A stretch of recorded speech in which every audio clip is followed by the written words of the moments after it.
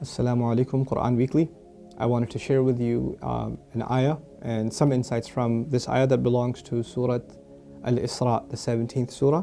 This is the 32nd ayah. وَلَا تَقْرَبُوا الزِّنَا إِنَّهُ كَانَ فَاحِشَةً وَسَاءَ سَبِيلًا.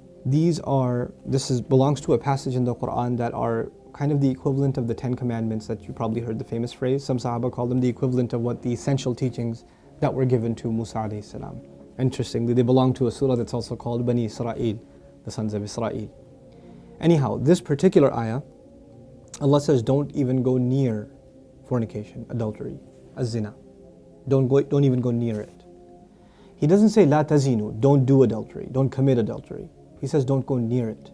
In other words, there's the act itself, and then there is a series of smaller acts that lead to it. It's got a perimeter around it, and you can't even go close to it. One has to understand the language of the Quran and the sensitivity in which it deals with this subject to appreciate the wisdom of Allah Azza wa Jal and how He's counseling us in dealing with this problem.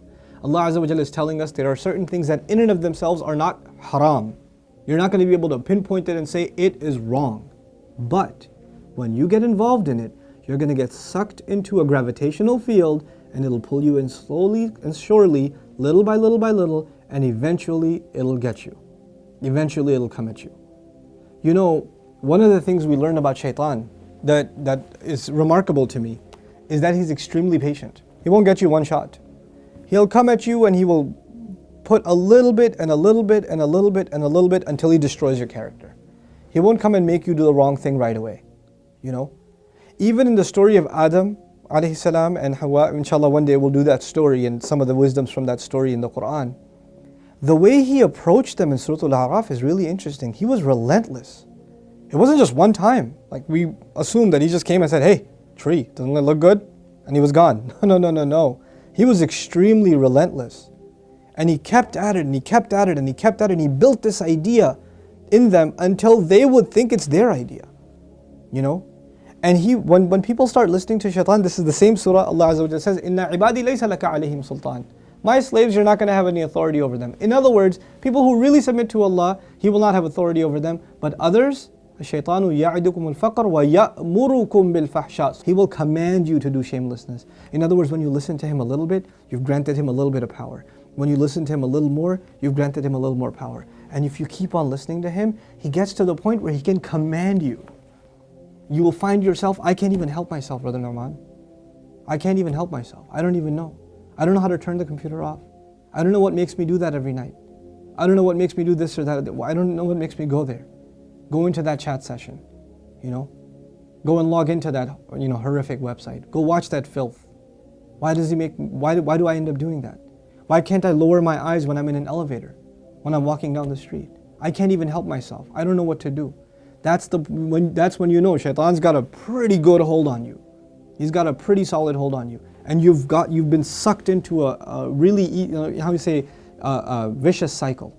It's just getting worse and worse and worse and worse and worse. And you're not addressing it, and it's making the problem worse. And it's destroying your spirituality altogether. Your relationship with Allah depends on a heart being clean. Every time you're exposed to filth, more dirt, more blackness, more covers are poured on top of your heart. And it keeps on pouring and it keeps on pouring and it keeps on pouring to the point where you're listening to the word of Allah and you can't get yourself to even shed a single tear. It won't come because your heart has been made so hard because of all the exposure to filth, all the sin that your eyes are taking in all the time. And you don't even care anymore. You know, a good heart, when it sees something inappropriate that doesn't coincide with the commandments of Allah, it is disturbed. It's not attracted, it's disturbed. It says, no, that's wrong. Immediately the conscience kicks in, the alarm goes off.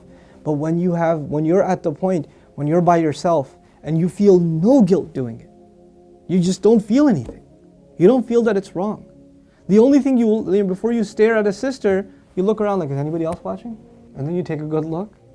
That means the fear of Allah is completely gone. The only fear you have is that of the seen. There is no more fear of the unseen. What a horrible spiritual state to be in. Allah says, يَعْلَمُ خَائِنَةَ الْأَعْيُنِ وَمَا تُخْفِي الصُّدُورِ. He knows the stealing of the eyes, that little glance you caught. He knows that one, that little glance you took. What to speak of the stare. And He knows what the chests are hiding. You know why I brought up this particular ayah? Don't even go near zina. إِنَّهُ كَانَ فَاحِشَةً. It has always been considered a lewd, shameless, vulgar act. وَسَاءَ سَبِيلًا. And a horrible path. Allah describes it as a path. A horrible path. In other words, a path has steps, right? A path is made up of steps. You have to identify which step you're in. What makes you get into this? You know, and for each of you, there's a process, there's a cycle. You're in a room by yourself. You know, you're after school. You've got a couple of hours before your parents get home. You know, you're among a bunch of friends that don't have any standards. You have to identify what leads you to this sin every time, and you have to cut it in its tracks. You have to stop going down that path. وَسَاءَ سَبِيلًا. What's amazing to me about this ayah, where it's situated. Right after this ayah, Allah says, don't murder people. وَلَا تَقْتُلُوا النَّفْسَ الَّتِي حَرَّمَ اللَّهُ إِلَّا بِالْحَقِّ. Don't kill any person that innocent person essentially. Allah mentioned this crime first and murder second. Can you think of that? Like, we think of murder as this huge crime, right? But Allah says, when you violate the dignity of a human being, that's fahsha. Looking at a human being in that way is violating your own and their dignity. And when we kill a person, we have violated their physical, you know, their right to life. So there's the spiritual murder, fahsha, and there's the physical murder, qatl. There's two kinds of murder here. So Allah mentions the spiritual murder first. Our standards have gone so low. A movie comes out, you see a couple of trailers, you tell yourself, there's just one bad scene in it, it's okay. It's PG-13, it's not R. What used to be R 10 years ago is now PG-13. What used to be PG-13 is now PG. They put filthy scenes in everything now. And we don't even care about the spiritual price we're paying. It's affecting our prayer, it's affecting our dua, it's affecting our character. It's affecting our family life.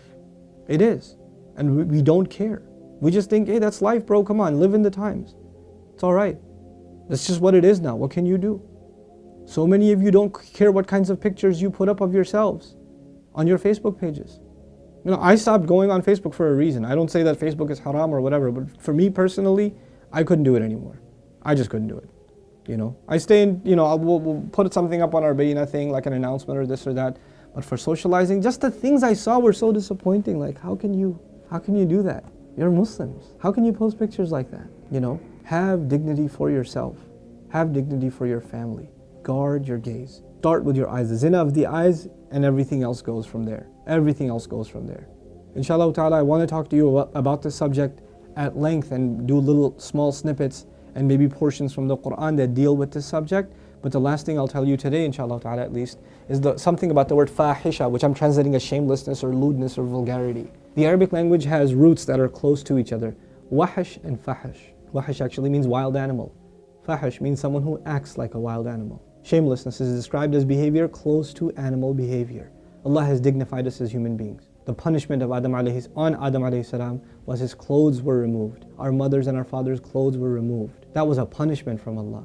And immediately they recognized that they need to cover themselves. They didn't learn to cover themselves from a society. It wasn't society that taught them to be shameless. You know, nowadays your anthropology professor will tell you, you know, it's society that makes us dress in clothes. You know, it's a sociological thing. We learn to dress and cover ourselves over history, but naturally we're just supposed to be the way we are, like all other animals.